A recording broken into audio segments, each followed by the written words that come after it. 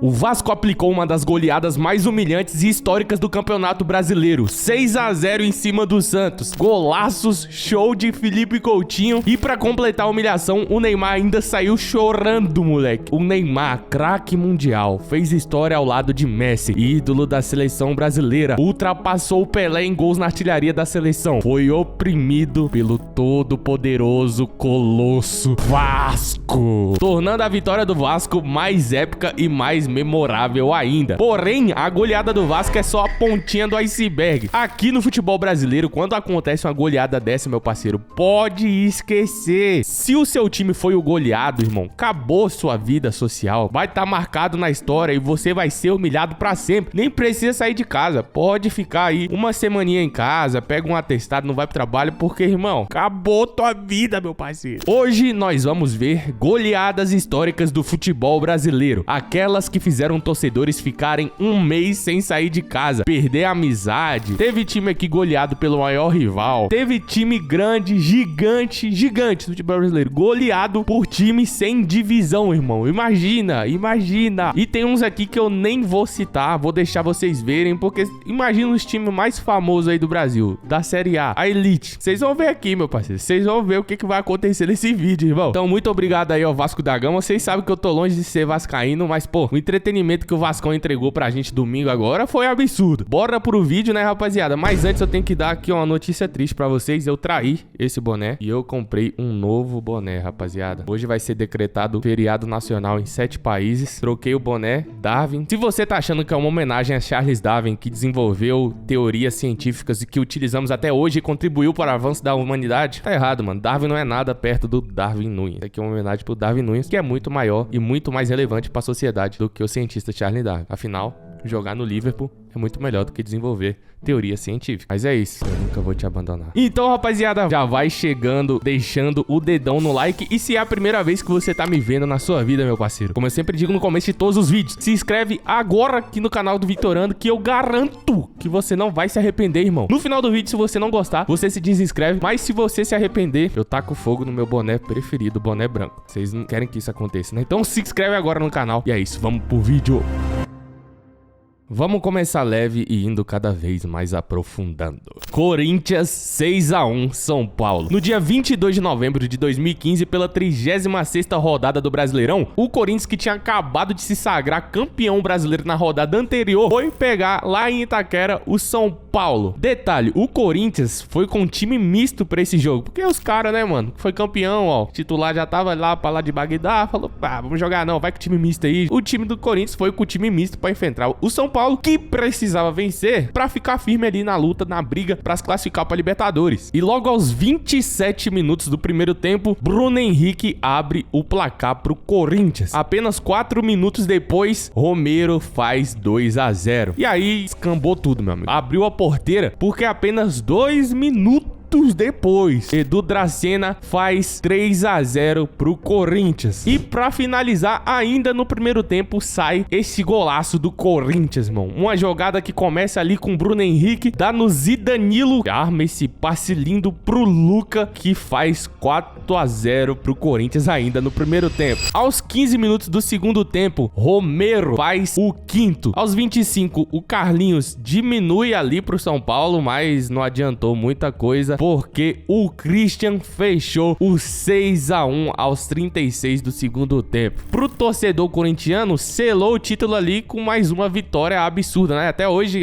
aparece pra mim, eu nem sou corintiano, mas aparece, né? Às vezes, tipo, gols históricos e tal. E sempre esse gol do Luca aí aparece porque marcou meio que a campanha do Corinthians naquela temporada, mano. E pro São Paulo foi um trauma aí da década, né? Foi um trauma que durou muitos anos, mano. Até hoje é lembrado como um símbolo de humilhação e é usado nos argumentos dos corintianos aí. Apesar da goleada, o São Paulo conseguiu se classificar para Libertadores naquele ano, conseguiu o 4º lugar com a ajuda do próprio Corinthians, que venceu os adversários diretos do São Paulo nas partidas futuras, mano. Esse era o Corinthians, né, mano? Esse Corinthians aí foi épico. Flamengo 5 a 0 Grêmio. No dia 23 de outubro de 2019, pela semifinal da Copa Libertadores da América, no jogo de volta no Maracanã, Rio de Janeiro, Flamengo enfrentava o Grêmio. O Flamengo que há 38 anos não se classificava para uma final de Libertadores, então tinha um peso gigantesco nesse jogo. E o primeiro jogo em Porto Alegre terminou 1 a 1, com gol do Bruno Henrique para o Flamengo e do PP pro Grêmio, lá na arena do Grêmio, né, mano? O Flamengo vinha crescendo muito com o Jorge Jesus, já era o melhor time do Brasil naquele momento. O Grêmio de Renato Gaúcho tinha tradição de mata-mata e era visto como um rival ali direto, porque o Grêmio é copeiro, né, velho? Se tem uma coisa que o Grêmio é bom, é em jogar tempo, mano. Essa derrota foi uma das maiores da história do Grêmio em Libertadores. Simplesmente uma vitória absurda, né? E que levou o Flamengo com moral pra final aí de 2019, mano, pra enfrentar o River Plate. Aí o final todo mundo já sabe, né? E até hoje qualquer torcedor flamenguista lembra dessa vitória do Flamengo em cima do Grêmio, e todo torcedor do Grêmio lembra também, mas prefere não lembrar, né, mano? Sim, foi uma das goleadas históricas aí do nosso futebol brasileiro. Mirassol 6, Palmeiras 2. Mas ali surgiria um dos jogos que marcariam um inferno na vida dos palmeirenses durante muito tempo. 3 a 0 pro Mirassol antes dos 20 minutos. Todo mundo falou: eita, poxa, o Palmeiras vai tomar uma goleada lendária de 9 a 0 do Mirassol. Mas lembro que o palmeirense não podia falar todo mundo. E o Mirassol.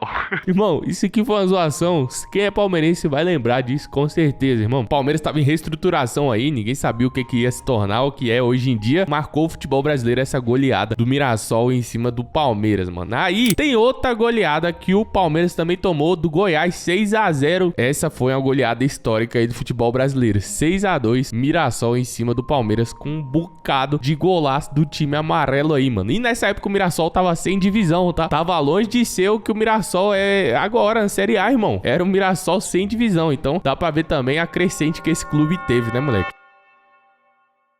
Cruzeiro 6 a 1 no Galo. No dia 4 de dezembro de 2011, na última rodada do Campeonato Brasileiro daquele ano, na Arena Jacaré, em Sete Lagoas, o Cruzeiro enfrentava uma situação delicada. Precisava vencer o seu maior rival para evitar o rebaixamento para a Série B. Então, de quebra, o torcedor do Galo tava eufórico, meu parceiro, porque eles poderiam rebaixar o Cruzeiro, mano. Não tem honra maior do que um time poder rebaixar o seu rival, tá ligado? Isso às vezes é melhor do que ganhar um título, né, mano? Mas foi completamente diferente o resultado. O Cruzeiro entrou em campo com uma postura ofensiva desde o início. Roger abriu o placar aos 8 minutos. Leandro Guerreiro fez mais um aos 28. Aos 33, Anselmo Ramon fez o 3 a 0. Fabrício aos 45. O Wellington Paulista aos 56 fez mais um. Aos 60 minutos o Hever diminuiu, mas aos 90 ele mesmo, Everton, fechou o caixão pro Cruzeiro. Essa vitória não só assegurou o Cruzeiro na Série A, mas também se tornou a maior goleada da história do time sobre o Atlético Mineiro, mano. Agora o torcedor do Cruzeiro vai me explicar, mano. Eu não lembro dessa época, mas como um Cruzeiro com Wellington Paulista, Roger, Leandro Guerreiro, time bom, mano, tava nessa situação. Vocês fizeram a janela de transferência e contrataram os caras? Eu não lembro, tá? Então comenta aí. Mas enfim, essa é uma goleada histórica do futebol brasileiro.